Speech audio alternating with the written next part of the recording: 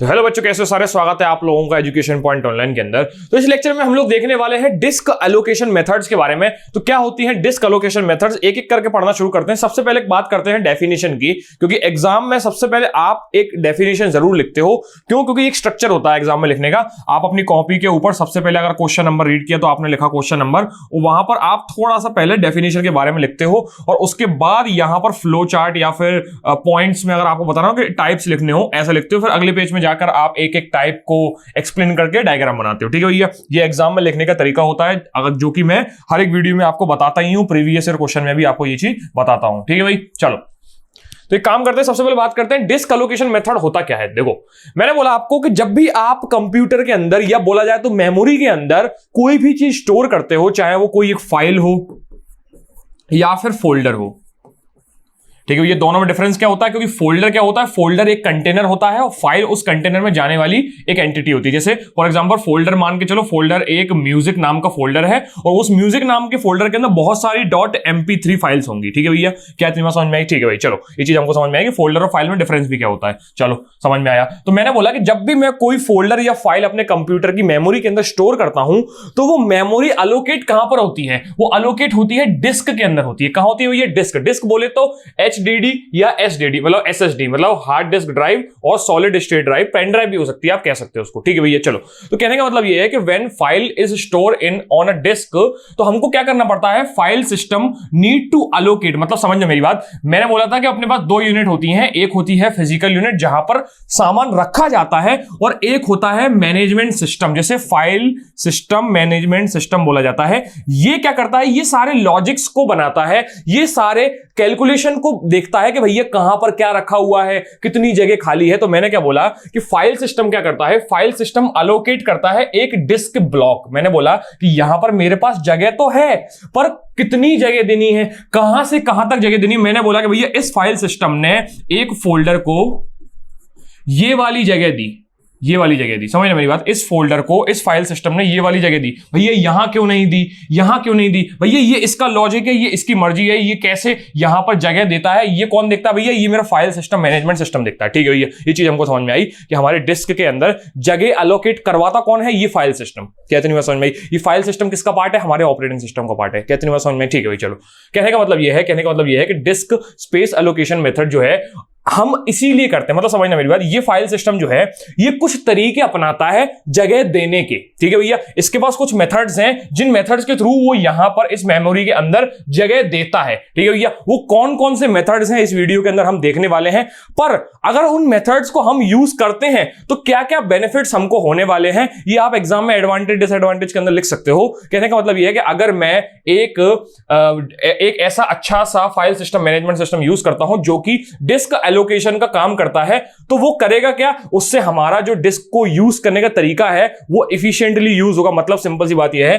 कि हमारे पास अगर मान लो अगर 512 जीबी की अगर SSD है तो उसको कैसे मैनेज करना है ताकि हम मैक्सिमम चीजें इसके अंदर रख पाएं और मैक्सिमम तरीके से उसको ठीक है, तो कैसे हम उसको मैक्सिमम चीजें इसके अंदर रख पाए कि मतलब ज्यादा से ज्यादा डेटा इसके अंदर स्टोर हो जाए इफिशिएंटली। ठीक है भैया, ऐसा ना हो कि अगर मैं कोई फोल्डर लेके आ रहा हूं, कल को मुझे बोले कि भैया हमारे पास स्पेस नहीं है। ठीक है, अगर स्पेस है और वो मुझे ये बोल रहा है कि स्पेस नहीं है तो फिर कुछ गड़बड़ हुई है। मतलब सिंपल सी बात ये है कि अगर मान लो इतनी जगह खाली है तो वो इस जगह को यूज कर ही नहीं पा रहा है, ऐसा नहीं होना चाहिए। ठीक है भैया, चलो तो मतलब कहने का मतलब ये है कि ऐसा एक अच्छा एलोकेशन सिस्टम कुछ अलग, ठीक है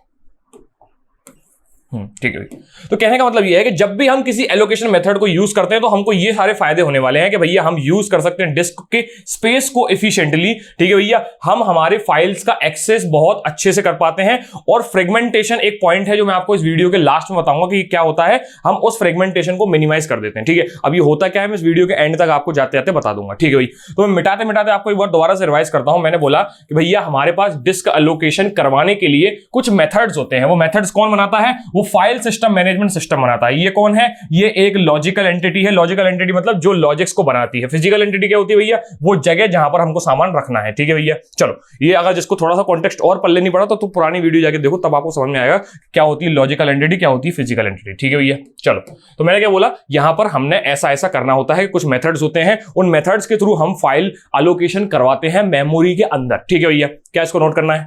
शाबाश, नोट किया, बहुत बढ़िया। ठीक ठीक ठीक, चलो। तो भैया वो कुछ 3 ऐसे major disk space allocation methods होते हैं। कितने भैया? 3 होते हैं। ठीक है भैया, वो कौन कौन से 3 होते हैं पहले यहां पर एक बार बस ओवरव्यू ऊपर से जान लो। ठीक है भैया, उसके बाद मैं डिटेल में एक एक करके आपको बताऊंगा। ठीक है भैया, पहला होता है कंटीन्यूअस। क्या होता है? पहला होता है कंटीन्यूअस, दूसरा होता है लिंक्ड वाला, लिंक्ड लिस्ट जैसा। ठीक है, लिंक्ड लिस्ट जैसा होता है। और तीसरा होता है इंडेक्स।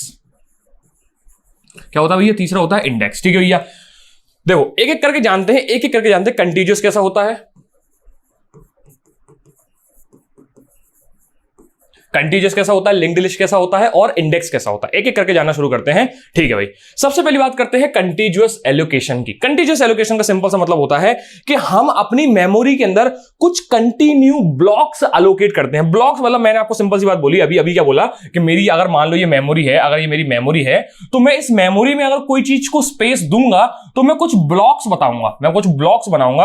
मैंने बोला कि यार भैया मेरी एक फाइल है, उस फाइल का स्पेस है 4 GB। ठीक है भैया, एग्जांपल के लिए बोल रहा हूं, एग्जांपल के लिए ऐसा होगा नहीं, हो सकता है हो भी जाए, लेकिन समझना अभी एग्जांपल के लिए मैं उसको 4 GB मान लेता हूं। ठीक है, मैंने यहां पर ब्लॉक्स अलोकेट करवाए जिसकी लेंथ 4 GB की होनी चाहिए। लेंथ बोला जाए या ये टोटल स्पेस जो है वो 4 GB का होना चाहिए। क्या इतनी बात समझ में आई? ठीक है भाई, तो ये जो ब्लॉक्स है ना, इनके अंदर मैं जगह देता हूं। अब हो सकता है ये ब्लॉक कंटिन्यूटी में हो, मतलब एक साथ लगे हुए हो सकता है एक ब्लॉक यहां हो, एक ब्लॉक यहां पर हो, एक ब्लॉक यहां पर हो, ये चीजें आपस में कनेक्टेड हो। क्या इतनी बात समझ में? ठीक है भैया, क्या इतनी बात समझ में? यही एलोकेशन मेथड्स हैं, यही सारे एलोकेशन मेथड्स हैं। तो कंटीन्यूअस में क्या होता है? कंटीन्यूअस में होता यह है कि हम लगातार ब्लॉक्स एलोकेट करवाते हैं। क्या करवाते हैं? लगातार कंटीन्यूअस ब्लॉक्स एलोकेट करवाते हैं। मैंने बोला कि मुझे काउंट नाम की कुछ फाइल्स स्टोर करनी है जिसका नाम काउंट है, जो कि 0 इंडेक्स से चालू हुई। इस ब्लॉक से मान के चलना कि मान लो ये ब्लॉक बनाया हुआ है मैंने, और यहां पर मैंने हर एक ब्लॉक का कोई नंबर दे रखा है, हर एक ब्लॉक का मैंने कोई नंबर दे रखा है, और मैंने बोला 0 से लेकर 1, ठीक है, सॉरी 0 से लेकर 2, 0 से लेकर 2 जो है 3 हो गए, सॉरी, हाँ मैंने बोला 0 से लेके 1 जो है, इतना ब्लॉक जो है वो मैंने काउंट को दे रखा है। अब 0 से लेके 1, देखो 2 लेंथ है, अगर 2 लेंथ होगी इसका मतलब काउंट कितना होगा? 0 और 1 होगा, क्योंकि इसकी लेंथ कितनी हो गई? 2 हो गई। अगर मैं 3 लेंथ की बात करूं तो 0, 1, 2 होगा, तो ये 3 लेंथ का हो गया। क्या इतनी बात समझ में आई? ठीक है भैया, प्रोग्रामिंग जिसने थोड़ी बहुत पढ़ी है उसको समझ में आता होगा कि भैया हमारी इंडेक्सिंग जो है वो 0 से चालू होती है। क्या इतनी बात समझ में आई?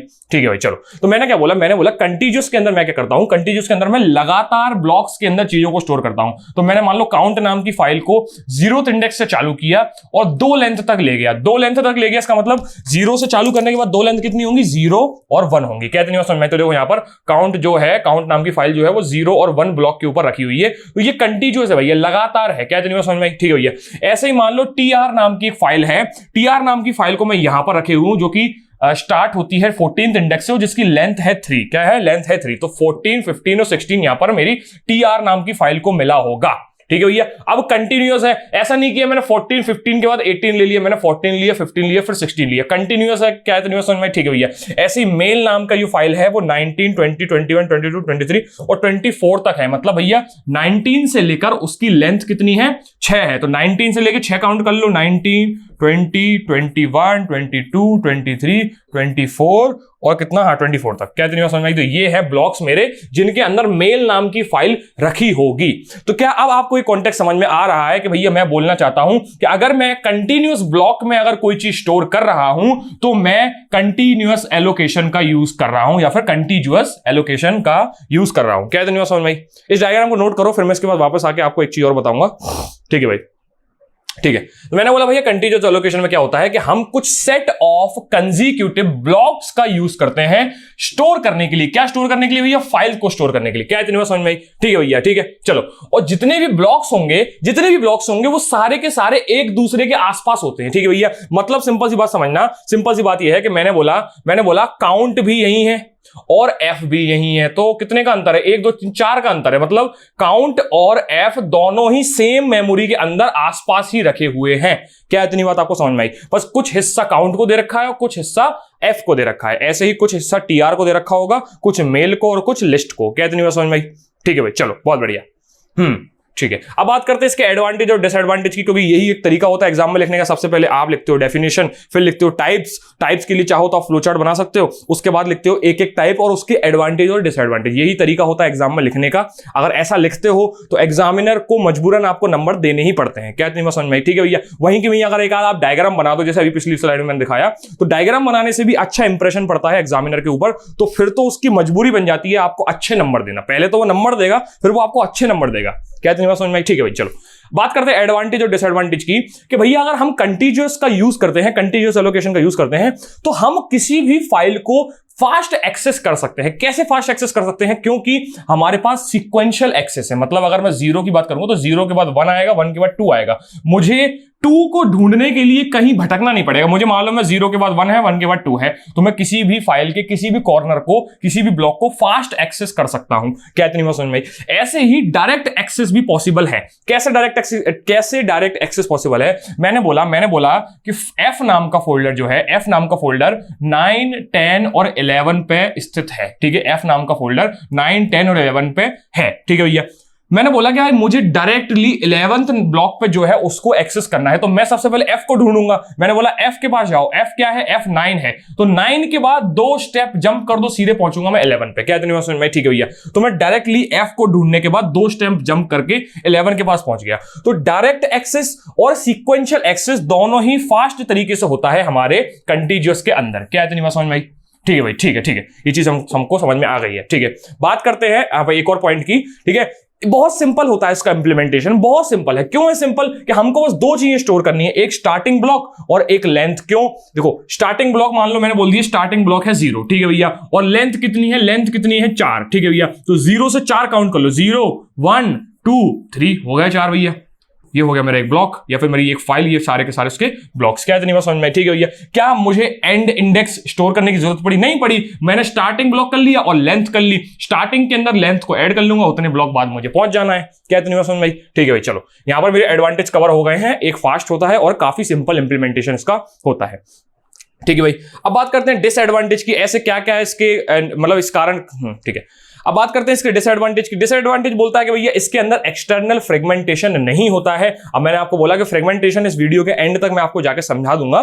ठीक है, उसके अंदर मैं एक्सटर्नल को भी कवर करूंगा। ठीक है भाई, तो इसको थोड़ा सा आप लिख लो या फिर स्टार मार्क करके रखना कि मैं अभी थोड़ी देर बाद आपको इसको पढ़ाऊंगा। पर बेसिकली अभी इसकी नॉलेज देने के लिए मैं आपको बस इतना बोल दूं कि ये बेसिकली होता क्या है, हमारे पास मेमोरी जो है वो सेम जगह पर है। मतलब मैंने क्या बोला? मैंने ये बोला कि भैया ये अगर मेरा ब्लॉक है, अगर ये मेरा ब्लॉक है, तो इसी ब्लॉक के अंदर कोई इतनी जगह हो सकता है किसी टी को मिले, कोई इतनी जगह हो सकता है किसी एफ को मिले, कोई इतनी जगह हो सकता है किसी ए को मिले। ठीक है भैया, मैंने क्या बोला? ये मिला।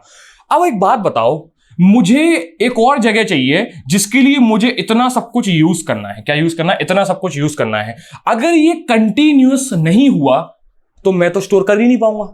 यही तो होता है ना, कंटिन्यूअस में क्या होता है? मुझे लगातार स्टोर करना होता है, मुझे लगातार स्टोर करना है। मैं 1, 2, 3, 4, 5, 6, 7, 8 और 9 ऐसे जाता हूं। क्या इतनी बात समझ में? ठीक है भाई, अगर मुझे स्टोर करने के लिए मेमोरी कंटिन्यूअस मिली ही नहीं तो मैं क्या करूंगा? ठीक है भैया, तो ये बेसिकली एक्सटर्नल फ्रेगमेंटेशन इसी के साथ डील करता है। बस ये इसका डिसएडवांटेज है कि अगर मुझे कंटिन्यूअस मेमोरी नहीं मिली तो मैं अपनी फाइल को स्टोर नहीं कर पाऊंगा। क्या इतनी बात आपको समझ में आई? ठीक है भैया, अब ये चीज यूज कहां पे होती है? ये जनरली स्टोर होती है सीडी डीवीडी प्लेयर्स के ऊपर। मैंने क्या बोला था आपको, जब मैंने आपको फाइल जो बेसिकली स्ट्रक्चर है ना वो समझाया था, तो मैंने आपको बोला था ये जो सीडी प्लेयर्स और डीवीडी प्लेयर्स या फिर जो मैग्नेटिक टेप्स होती हैं वो कंटिन्यूअस मेमोरी के ऊपर ही काम करती है। मैंने बोला कि अगर मान लो ये मेरा टेप है, मैग्नेटिक टेप, इसके ऊपर कुछ पैरेलल लाइंस होंगी जो कि कंटिन्यूअस भी तो होंगी। अगर मान लो मुझे इसको रीड करना है तो जो मेरा टेप रिकॉर्डर रीड करने वाला होगा वो शुरू से जाएगा ना, वो ऐसे शुरू करना शुरू करेगा, मतलब बिल्कुल स्टार्टिंग से। क्या इतनी बात समझ में? तो ये कंटिन्यूअस ही काम होने वाला है। क्या इतनी बात समझ में? तो आप समझ सकते हो सीडी डीवीडी,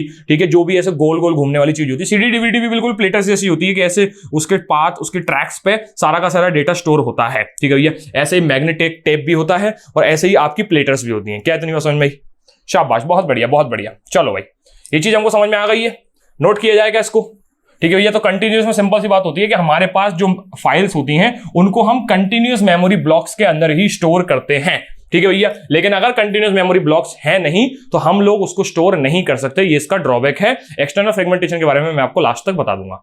ठीक है भाई, चलो बहुत बढ़िया, बहुत बढ़िया, शाबाश। ठीक है भैया, डायग्राम नोट किया गया, ठीक है भैया, डायग्राम आपने नोट कर लिया होगा, मैं ऐसा मानता हूं क्योंकि मैंने भी आपको टाइम दिया था।